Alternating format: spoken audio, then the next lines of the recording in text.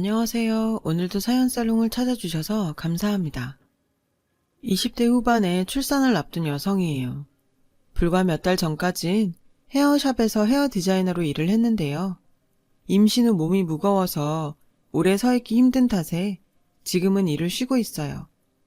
사실 저는 미혼모예요. 아이 아빠가 저와 아이를 버리고 떠났거든요. 처음엔 도저히 모든 걸 혼자 감당할 자신이 없어서 나쁜 생각도 했어요.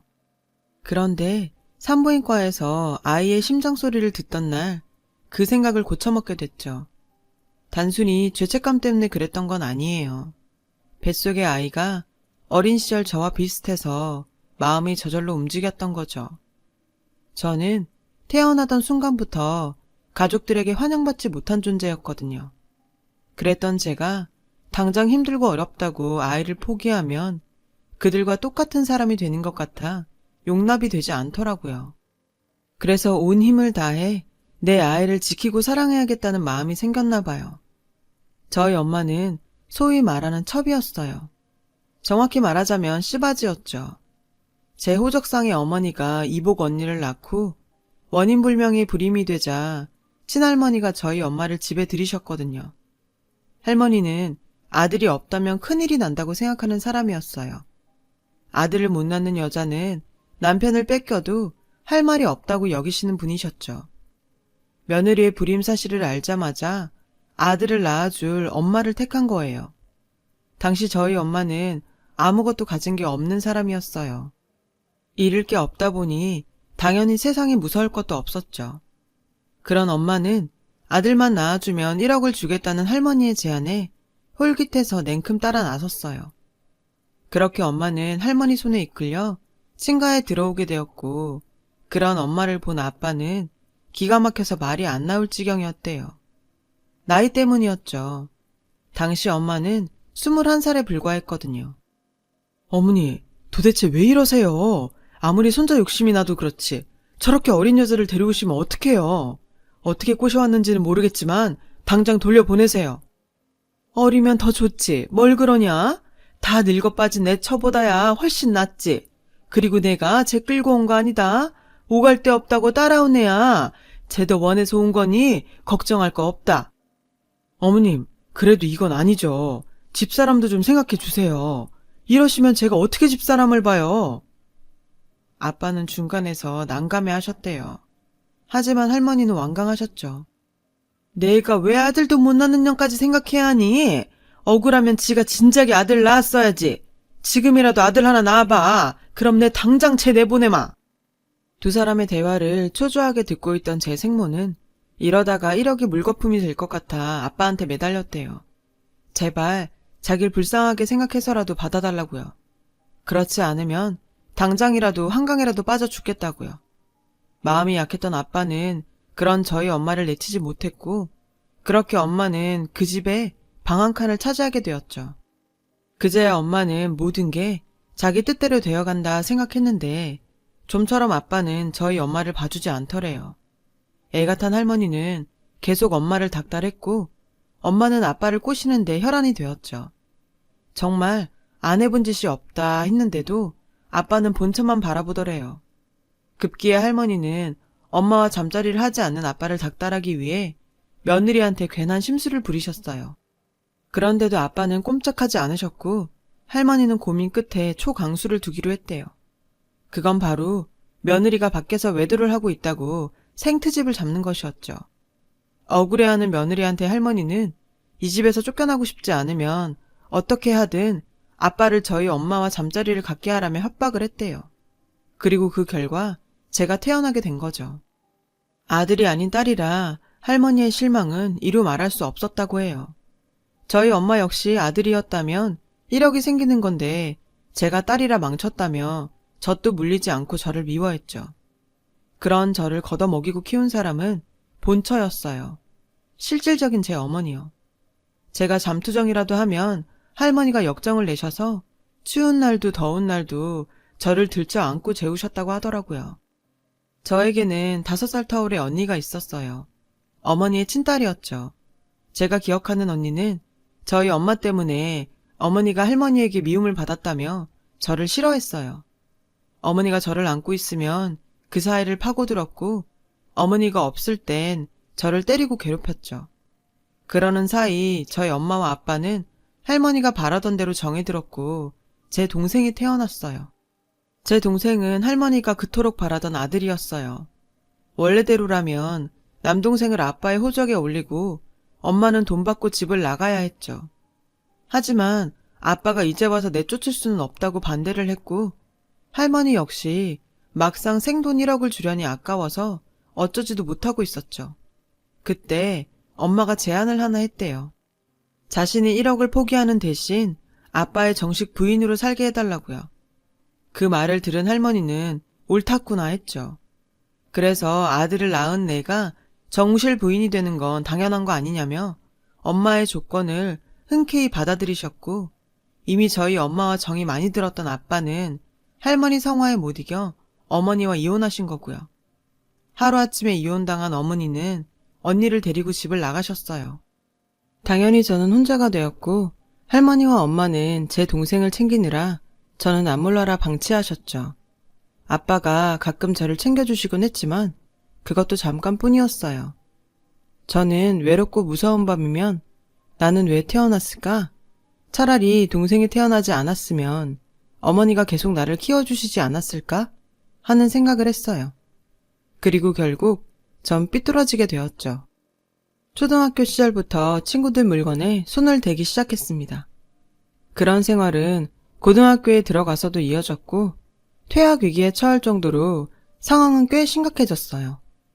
그러던 어느 날 같은 학교에 다니던 남자아이들이 제 치마를 들추고 정말 잊을 수 없는 모욕감을 주지 뭐예요. 전 선생님께 의논을 했죠. 그런데 웬일인지 일이 커지더니 그 부모들이 평소 행실이 나빴던 저를 가해자로 둔갑시키더라고요. 분하고 억울했습니다. 하지만 세상엔 저 같은 아이의 말을 믿어주는 어른은 단 한 명도 없었어요. 학교는 사건을 덮기에 급급했고요. 저는 그 길로 학교를 그만두었어요. 이따위 학교에 미련도 없었거든요. 그렇게 학교를 그만두고 집에 있는데 엄마와 할머니는 동네 창피해서 얼굴을 들고 다닐 수 없다며 저를 구박했죠. 내가 왜 자퇴했는지 알아? 나야말로 피해자야. 걔네들이 나한테 무슨 짓을 했는지 엄마가 알기나 해? 왜 나한테 아무것도 물어보지 않아? 걔네들이 나한테... 저는 차마 말을 잇지 못했어요. 그저 온몸을 파르르 떨며 눈물만 흘렸죠. 그러자 엄마가 그러더라고요. 물어 뭐해? 너하고 다니는 꼴만 봐도 다 알아. 아우 저런 거 뭐하러 태어나선? 키우느라 돈은 돈대로 쓰고 결국 이렇게 얼굴이나 팔고 내가 미쳐 정말. 나를 낳은 엄마한테까지 이런 취급을 받고 나니 서럽다 못해 분했어요. 그래서 그날 밤 저는 집을 나왔어요. 돈이 될 만한 것들을 훔쳐서 말이죠. 들고 나온 엄마의 귀금속과 아빠의 시계를 헐값에 팔아치웠고 얼마 안 되는 돈으로 고시원을 전전했어요. 그래도 먹고는 살아야 해서 국비를 배울 수 있는 미용 기술을 배웠고 미용사 자격증까지 취득하게 되었죠. 어릴 때 어머니가 제 머리를 따아주시던 생각이 나서 남의 머리를 만질 때마다 어머니가 그렇게 그립더라고요. 얼마 뒤 저는 미용실에 막내 스텝으로 취직을 하게 됐어요. 비록 가위는 잡을 수 없는 처지였지만 좋아하는 미용 일을 하게 되어서 꽤나 설렜어요.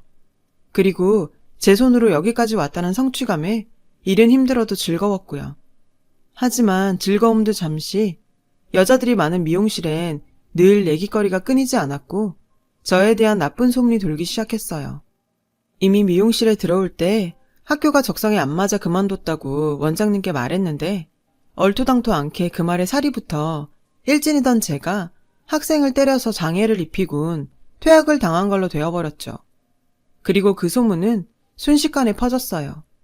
미용실 스태프들과 단골 손님들은 그 말을 믿는 눈치였어요. 급기야 손님들이 저한테 머리를 감고 싶지 않다고 대놓고 말할 지경이었어요. 그래도 어떻게든 버텨보려고 했는데 돌아온 건 외면과 따돌림이었어요. 결국 저는 억울하게 그곳을 나와야 했어요. 그때 처음으로 알았어요. 인생을 막 산 대가가 가혹하다는 걸요. 그래서 저도 한때 엄마가 그랬듯 자포자기한 채로 살게 되었어요. 그런데 그때 운명 같은 첫사랑을 만나게 되었지 뭐예요. 당시 저는 싼 대학가 기숙방에 살며 편의점 아르바이트를 하고 있었어요. 제가 아르바이트를 하던 편의점은 근처 대학 정문 앞에 있어서 주 고객이 대학생들이었죠. 제 운명의 남자친구도 그 중에 하나였고요. 그 사람은 수업이 있을 때마다 편의점에 와서 커피와 담배를 사갔는데 한 번은 1+1 하는 커피를 계산하고는 하나를 제게 건네더라고요. 일하면서 마시라고요. 별거 아닌 그의 호의에 저는 하루 종일 기분이 붕 떠 있었고 그 뒤로 그 사람에 대한 짝사랑을 키워나갔어요. 평소 하지 않던 화장까지 하면서요. 출근하는 순간부터 그가 오길 기다렸죠. 그도 자주 보는 저에게 오락기에서 뽑은 인형을 주고 가거나 토스트 반쪽을 건네기도 했어요. 입이 짧아서 꼭 반이 남거든요. 괜찮다면 출출할 때 먹어요. 라면서요. 이렇게 썸이 아닌 썸을 타며 설레는 시간을 보내다 보니 은근히 연애하는 기분이 들더라고요. 그런데 사장님 눈에도 우리 사이가 심상치 않아 보였나 봐요. 남학생이 저를 좋아하는 것 같다고 하시더라고요. 저는 그 말에 은근히 기대를 하게 되었죠. 그런데 얼마 뒤부터 그 사람이 편의점에 오지 않더라고요. 처음에는 무슨 일이 있나 걱정이 됐고 나중엔 여자친구라도 생긴 건가 싶어 체념하게 되었어요. 그렇게 마치 실현당한 사람처럼 우울한 생활을 하게 되었죠. 그렇게 2년이 조금 지났고 저는 편의점 아르바이트를 그만두기로 했어요. 아무래도 힘들게 딴 미용사 자격증을 썩히는 게 아까웠거든요. 그날은 마지막 출근 날이었어요. 정들었던 곳이라 마지막이라고 하니 괜히 울컥하더라고요. 그래서 구석구석 청소를 하며 마음을 달래고 있는데 그 순간 가게 안으로 그 남학생이 들어오지 뭐예요. 군복 차림을 하고 말이에요. 군복 주머니엔 이우진이라는 이름이 수놓여 있더라고요. 그 이름을 보자 그동안 이 사람 이름도 몰랐구나 싶었죠. 반갑기도 하고 씁쓸하기도 했어요. 아직도 여기에서 일하고 있었네요. 다정한 목소리로 그가 말을 걸었고 저는 오늘이 마지막 날이라고 말했어요. 그러자 계산을 마친 그는 망설이다가 오늘 일 끝나고 우리 만날래요? 순간 접었던 마음이 다시 활짝 펼쳐지며 심장이 쿵쾅거렸어요. 퇴근 후 그와의 첫 데이트를 하게 됐어요. 그리고 그날 그 남자 역시 전부터 저를 좋아했다는 걸 알게 되었죠. 그는 본가인 부산에 내려갔다가 영장이 나온 걸 알게 됐고 저에게 알릴 새도 없이 군대에 가게 되었다고 하더군요. 이름도 연락처도 모르는 사이였기에 이대로 영영 이별을 하는구나 했다고요. 제대하고 혹시나 싶어 곧장 편의점으로 달려왔다가 저를 보고는 너무 기뻐서 하마터면 만세를 부릴 뻔했대요. 태어나 처음으로 듣는 고백에 전 감정이 요동쳤어요. 그리고 눈물을 터뜨리고 말았죠. 태어나서 처음으로 저를 사랑해주는 사람을 만나게 되었으니까요. 그동안 꽁꽁 싸매고 있던 서로에 대한 마음을 확인한 우리는 걷잡을 수 없이 불타올랐고 그날을 기점으로 뜨거운 사랑을 나누며 연인으로 발전했어요. 그리고 얼마 뒤부터 우리는 동거를 시작했어요. 물론 남자친구의 집에는 비밀로 하고요.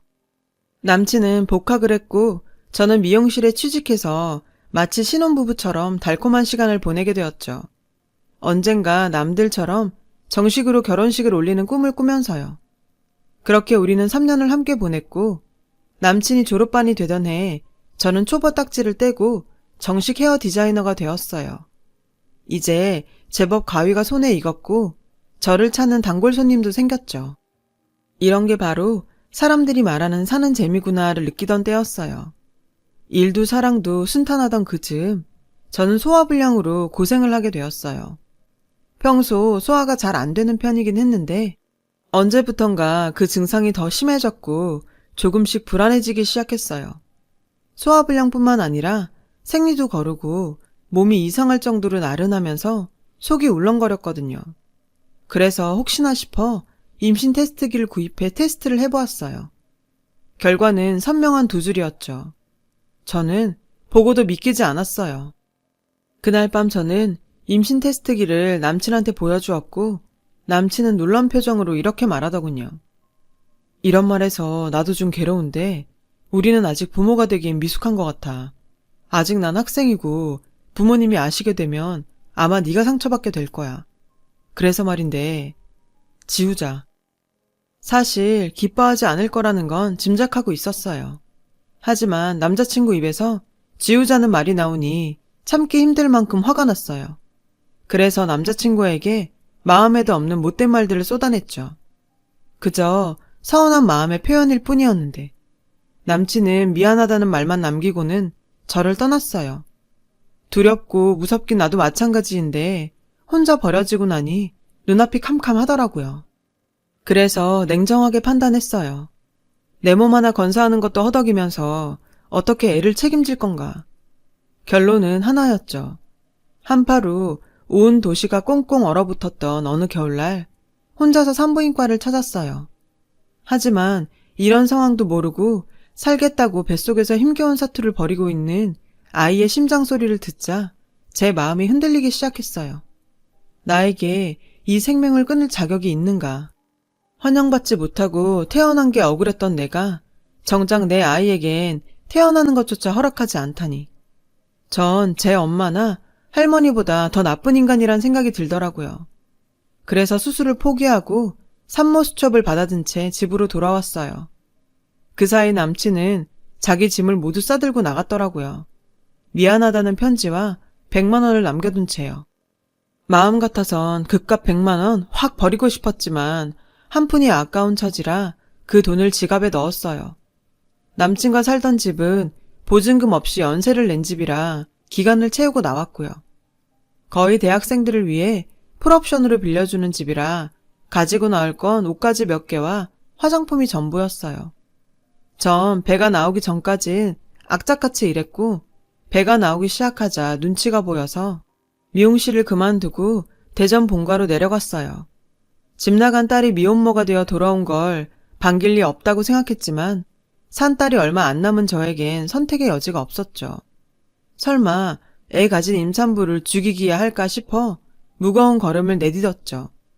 그런데 저희 집은 온데간데 없이 사라지고 그곳엔 작은 빌라가 들어서 있더라고요. 그리고 충격적인 얘기를 듣게 되었어요. 아, 빨간 대문집 말하는 거죠? 그 집 아저씨가 집 나간 딸 찾는다고 허구한 날 밖으로만 돌다가 사고로 죽었어요. 그리고 얼마 뒤인가 부인이 아저씨 앞으로 나온 보험금 가지고 도망을 갔는데 그 집 할머니가 그 충격으로 쓰러져서 어디 시골 구석에 있는 병원에 갔다나? 근데 기가 막힌 건 그 소식을 어디서 들었는지 그 집 여자가 찾아와선 집까지 팔아치우고는 돈까지 챙겨서 도망갔다지 뭐예요. 인겁을 쓰고 어쩜 그런 짓을 하는지. 근데 그 집은 왜 찾아요? 혹시 돈 같은 거 빌려줬어요? 그 말을 듣자 다리가 휘청했어요. 저 때문에 아빠가 돌아가셨다니 믿을 수가 없었어요. 저는 할머니의 행방이라도 알고 싶어서 며칠을 더 그 동네에 머물렀어요. 하지만 할머니 행방은 찾을 수 없었고 결국 고민 끝에 엄마의 주소지라도 찾아보려 주민센터에 찾아갔어요. 그리고 그곳에서 저를 아는 주민센터 직원을 만났어요. 알고 보니 이복 언니의 친구더라고요. 저는 그 직원분을 통해 어머니와 언니의 행방을 알 수 있었어요. 집에서 쫓겨난 이후 혹여 아빠가 찾을까 싶어 멀리 가지 못하고 근처에 살다가 언니가 서울 교대에 합격하자 어머니와 함께 서울로 올라갔다고 하더라고요. 하지만 본인 생각엔 아빠의 사망 소식을 듣고 이 동네를 떠난 게 아닐까 한다고요. 충격이 컸던 걸로 기억한다면서요. 혹시 필요하다면 언니 전화번호를 알려주겠다고 했지만 전 사양했어요. 언니와 어머니께 저는 죄인이니까요. 생모의 주소지는 아직 전입신고를 하지 않았는지 옛 주소 그대로더라고요. 지푸라기라도 잡는 심정으로 본가로 내려왔지만 마음에 돌만 하나 더 얹어 무거워진 상태로 저는 다시 서울로 올라와야 했어요. 당장 어떻게 살아야 할지 막막하더군요. 그런데 터미널을 나오던 그 순간 뜻밖의 사람을 만나게 되었어요. 흰머리가 많이 늘었지만 한눈에 알아볼 수 있었죠. 바로 어머니였어요. 친모 대신 절 키워주셨던 어머니요. 어머니는 임산부가 된 저를 보시고는 울먹이며 제 이름을 불러주셨어요. 주연아. 저는 오랜만에 듣는 어머니의 목소리에 아이처럼 엉엉 울었어요. 어머니는 달려와 저를 안아주셨어요. 어머니 품은 여전히 따뜻하더라고요. 언니 친구가 제 소식을 언니에게 알렸고 언니를 통해 제 사정을 들으신 어머니는 무작정 터미널로 오신 거였죠. 어머니는 아빠도 아빠지만 제가 눈에 밟혀서 집에서 멀리 떨어진 곳으로 이사갈 수 없었다고 하시더라고요. 제가 학교에 다니면서 사고 친다는 얘기를 들으시곤 할머니를 찾아가서 저를 데리고 가겠다고 몇 번이나 부탁했지만 번번이 거절을 당했다고 하셨어요. 제 가출 소식에 당신도 백방으로 저를 찾아다니셨고 아빠의 사망 소식에 모든 걸 놓으셨다고 하더라고요. 그 얘기를 들으니 정말 죄송했어요. 저 때문에 돌아가신 아빠한테도 그렇고 어머니한테도 불효를 한 것 같아 몸둘 바를 모르겠더라고요. 그래서 아무 말도 못하고 눈물만 뚝뚝 흘리고 있었어요. 그런데 어머니께서 그러시더라고요. 이제라도 만나게 되어서 다행이라며 산 딸도 얼마 안 남은 것 같은데 같이 살자고요. 저는 저희 엄마 때문에라도 그럴 수 없다고 했지만 어머니는 막무가내셨어요. 길바닥에서 애를 낳을 거냐시며 내 엄마는 엄마고 넌 예나 지금이나 내 딸이라고 하셨어요. 그 말에 더 이상 거절을 할 수 없었어요. 그래서 염치 없지만 따라 나섰죠. 저는 그렇게 어머니와 언니가 살고 있는 집으로 갔어요. 언니는 저에게는 여전히 무섭고 차가웠지만 그래도 아이를 가진 저에게 자기가 쓰던 방을 내어주었어요. 알고 보면 마음은 따뜻한 사람이었죠. 처음엔 손님처럼 서먹서먹했지만 시간이 지나자 예전처럼 편해졌어요. 그러던 즈음 어머니 지인이 운영하는 미용실에서 출산 전까지 일을 돕게 되어서 일도 하게 되었고요. 산딸을 앞둔 지금은 집에서 아이를 만날 날을 기다리고 있어요. 어머니는 당신이 곧 할머니가 된다는 기쁨에 베넷저고리와 기저귀 등을 장만하는 재미에 빠져 사시죠. 저는 신세 지는 게 너무 염치가 없어 아이를 낳으면 단칸방이라도 얻어서 나가겠다고 했다가 크게 혼이 났어요. 그런데 기분이 좋더라고요. 진짜 엄마한테 혼나는 기분이 들었거든요. 하지만 저 때문에 방까지 비워준 언니를 생각하면 나가는 게 맞다는 생각을 했죠.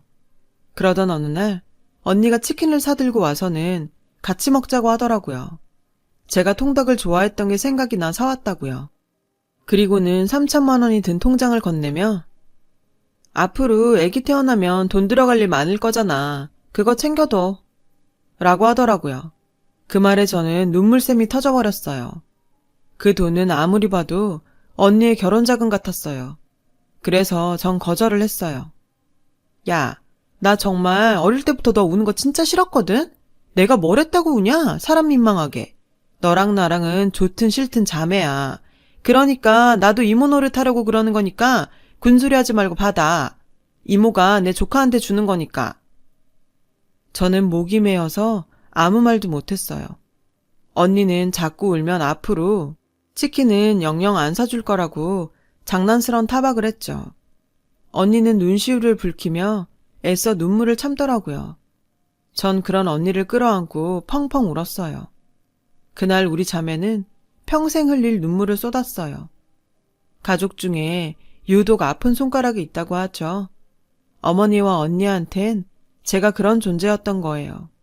생각하면 안쓰럽고 가여운 존재. 정작 저만 그걸 모르고 살았던 거죠. 이제는 어머니와 언니한테 말하고 싶어요. 저는 더는 아픈 손가락이 아니라 누구보다 건강하고 씩씩한 손가락이 되겠다고요. 당신들의 사랑 덕분에 이제는 자신이 있다고요. 그리고 곧 태어날 저희 아이에게도 열심히 세상을 사는 엄마의 모습을 보여주고 싶어요. 제가 받은 이 사랑을 아이에게도 아낌없이 나눠주고 싶거든요. 길을 잃고 헤매던 철없던 젊은 날은 지나가고 이렇게 다시 찾은 가족들 품에서 저는 새로운 삶을 살고 있어요. 앞으로도 다시는 길을 잃지 않도록 스스로를 다잡으며 살 거예요. 지금까지 제 이야기 들어주셔서 감사하고요. 들어주신 모든 분들 늘 행복한 날 되시길 빌겠습니다. 여러분, 사연 댓글에 응원과 현명한 조언 부탁드려요. 좋아요와 구독은 저에게 큰 힘이 됩니다. 오늘도 좋은 일 가득하세요.